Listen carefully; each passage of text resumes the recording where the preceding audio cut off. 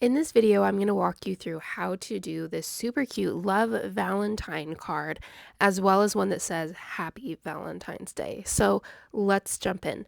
Let's start with the love card first. And for this one, I didn't do anything in pencil. I'm just starting with ink right away, and I'm going to write the word love. I chose this word because it's short, it's easy to letter, but you could do this with any phrase or word that you would like.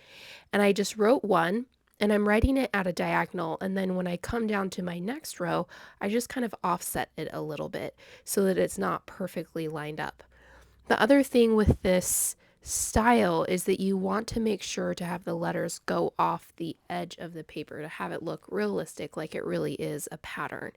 And I'm just going to keep going down, alternating the position of the word.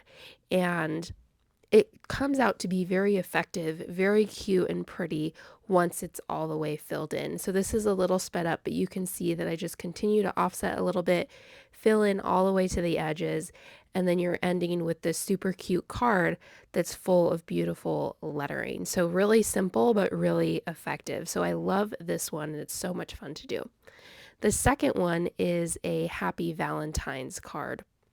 So the first thing I'm going to do is start with some guidelines.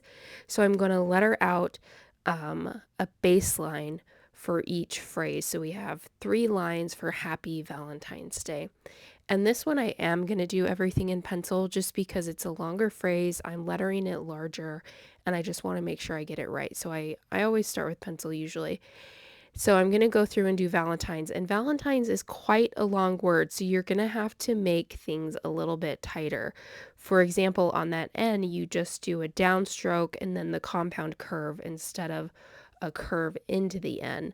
That's a good way to save some space.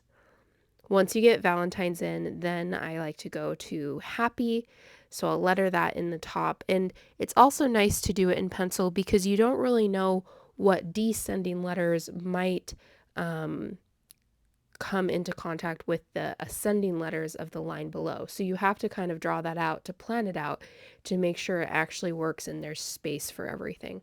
The last word I'm going to add here is day, and I'm going to make that Y a little bit bigger to fill it in, and I'm just going to use the end of my red Tombow to fill it in, and that's it.